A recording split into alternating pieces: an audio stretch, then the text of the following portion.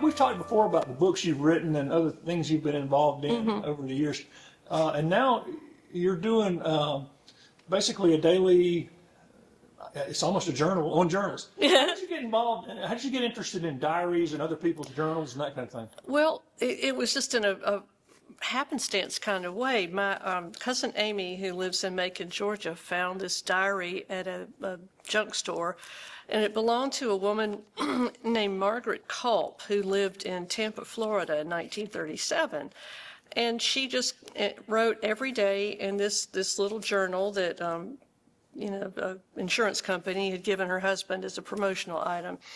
And I just started reading it, and I just got caught up in her life and just the minutia of it. She loved to go to the movies, so she'd write about, this is the golden age of Hollywood. So she went to the movies 2 or 3 or 4 times a week, and she'd go shopping, and she and her husband managed a hotel in downtown Tampa. So she'd talk about the guests that they were having, and her son and daughter-in-law were always coming over and borrowing this and borrowing that. And then at the same time, I started just posting from Mrs. Culp's diary on my personal Facebook page because I just thought it was so interesting. And then my son Adam, who's a college professor, talked to me about starting a Substack newsletter. And Substack's an online publishing platform. So I moved the diary postings to Substack. And then I thought, well, I need illustration every day. So I would find things like vintage postcards, mostly online, some I bought, and she would write about going to Pasagrille Beach, so I'd have a vintage postcard of Pasagrille Beach, or the Sunshine State, St. Petersburg. St. Petersburg was called the Sunshine City, and the $1 million pier. You couldn't buy much of a pier for $1 million these days. But anyway, but as it turned out, I always wondered how a diary that had belonged to a woman who lived in Tampa wound up in Macon, Georgia. And using Ancestry.com, I was able to trace her. She and her husband had moved to Macon at some point in time, and that's where she had died. And I found out they were buried in the same cemetery as my grandparents. So how weird is that? And another thing that cropped up was that she was a German immigrant, she and her husband, and she was Jewish. So she was writing about their relatives in Germany and how concerned they were, and, she was trying to send them money. Well, I found out that I think all of them got out of Germany before the Holocaust, and their children. So that was kind of interesting. And after that, this was an era too that you're already kind of interested. I'm very interested. Yeah. I've written a lot about the Roosevelt administration, and so this was, the 20s, 30s, and 40s are the era that I'm really interested in. So the next diary I bought on eBay, and it was the diary of a man living in Rome, Georgia in 1926. Oh, I don't have that one, and I'll tell you why. It was the diary of a man named Henderson Lanham. He was a lawyer. He was very educated. He had a law degree from Georgia. He had gone to Harvard Business School. And he and his parents, his father owned and managed a department store in downtown Rome. It was the first building with an elevator in Rome. And people would come around just to ride the elevator up and down. It was such a novelty. But this was 1926, and at this point, they are competing with the new JCPenney store and a lot of other chain stores, and they're going out. They're losing their business. They're about to go bankrupt. So he's writing about this, and he's just beating himself up about it. There were a lot of tragedies that year in their life. And then I came to find out that Mr. Lanham became a prosecutor, a judge, and then a member of Congress. He represents the same district as Marjorie Taylor Greene. But, of course, he was a Democrat. And I found the house where he lived, contacted the people who lived there, and I eventually gave the diary to them because I thought it would be nice for the diary to stay with the house. So that's the only one I don't have. The next year's diary was from a newlywed couple, and they actually just used a ledger book for their diary and would hand stamp the dates. And they were living in New Orleans in 1943. He was working in the munitions industry, and she was a housewife. They were newlyweds from Ohio. They had never lived anywhere except Ohio, and they were adapting to this crazy new world. New Orleans was a huge military town, lots of bases, and they too went to the movies a lot, but she was just writing about, cooking dinner, and she made friends with another wife whose husband worked for the same place, and they would go shopping together and do all these girly things together. And of course, New Orleans is a great place to find postcards and ephemera and that kind of thing. But the cute thing is that some days she would write and some days he would write. So it was a shared diary, and I was able to trace them down too. They stayed married for many years and wound up in Arizona.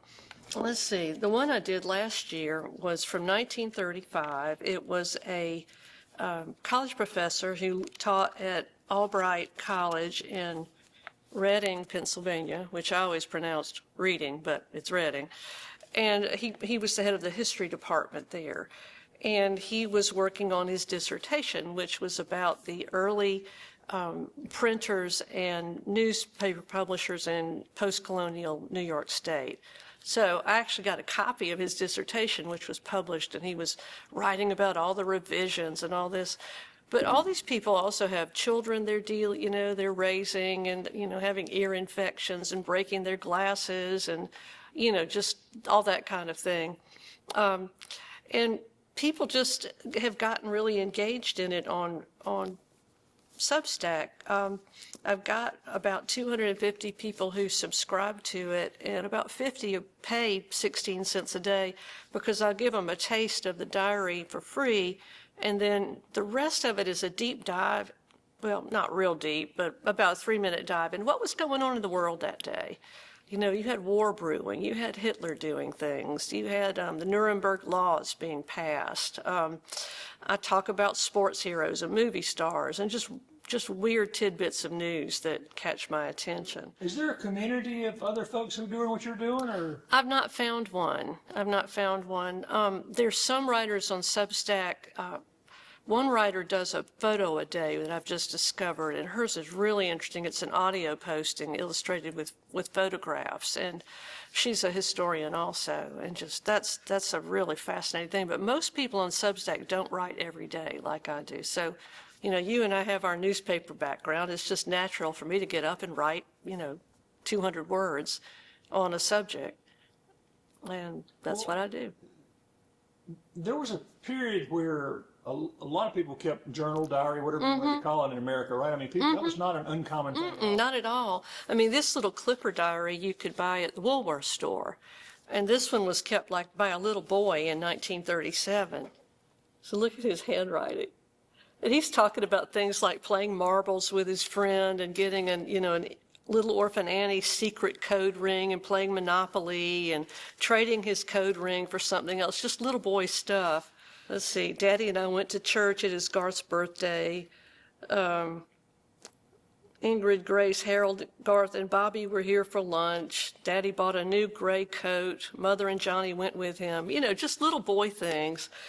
But, other people are writing much more in depth about their lives and, kind of sometimes sort of soul-bearing stuff like Mr. Lanham did when he was blaming himself for the bankruptcy of his store.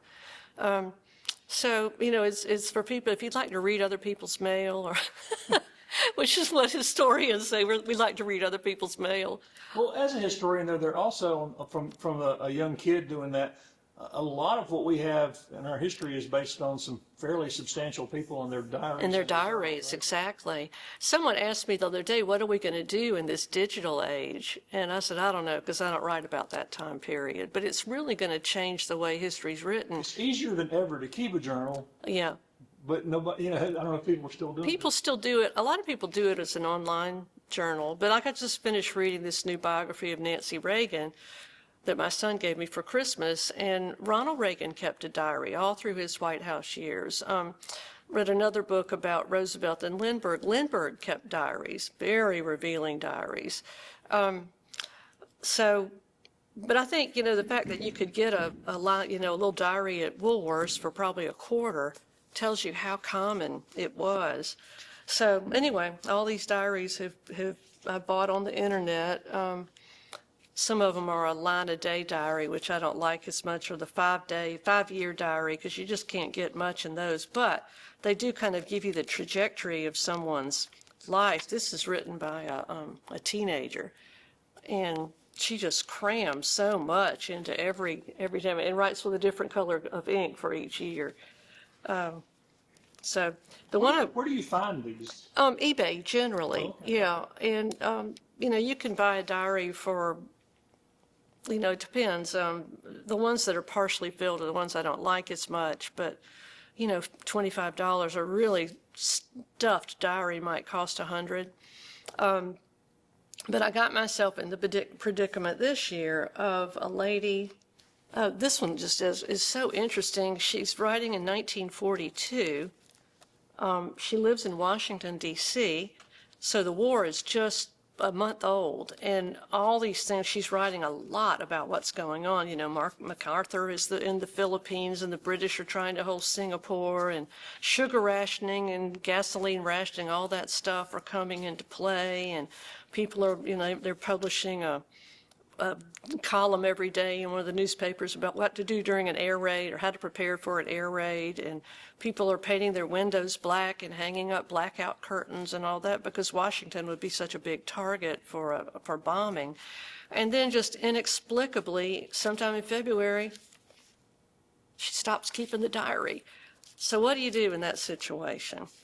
Well, I have a friend who's the publisher of the newspaper in Noonan, Georgia, and she loaned me her great-grandfather's diary.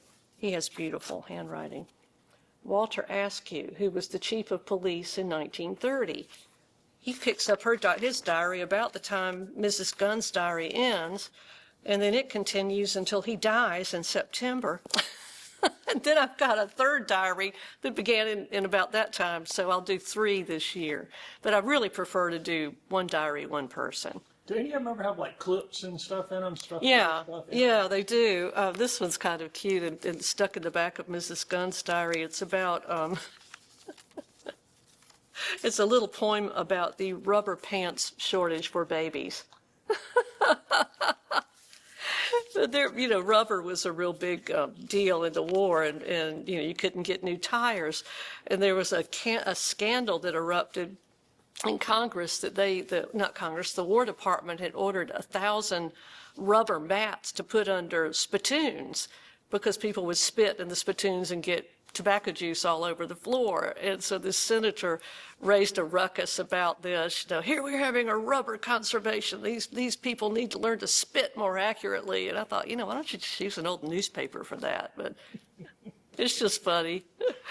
That's, nothing changes. There's always someone who wants to showboat on an issue. If anybody is watching this and has an old diary or something, how can they get in touch with you? Send me an email. It's kathryn16@yahoo.com.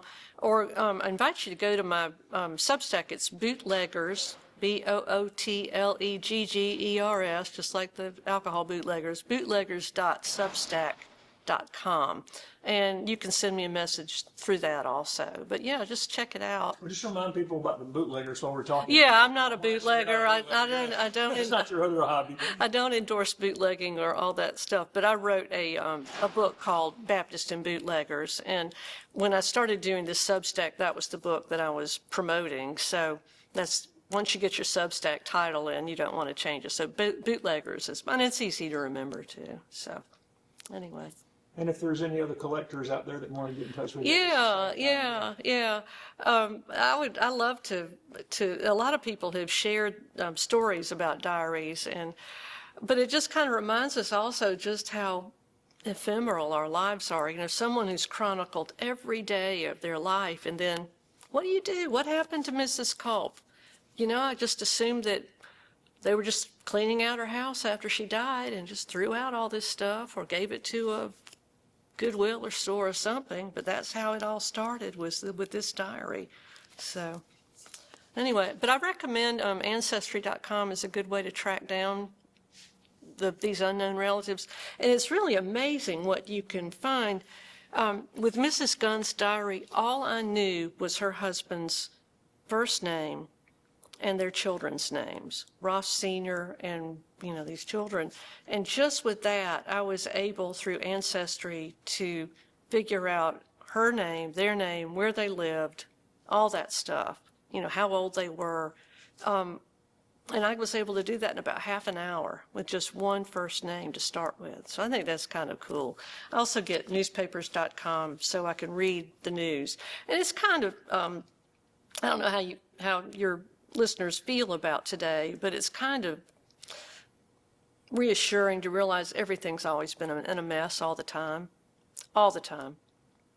So nothing's different. It's always been in a mess. And also point out that people can come to the library if they don't want to subscribe and use both of those. Both of those are available. Oh, that's right. Yeah. Anderson County Library. Yeah. Log in either one of those. That's a great idea because they do cost, but since I work from home. Well, I think it's time now for you to coin a phrase for people who collect diaries. That's your next challenge. Oh my. My. How about diariphiles? That doesn't sound like diarophile sounds like something worse. I don't know. That's a great idea, though. There probably is a name out there for people who collect diaries.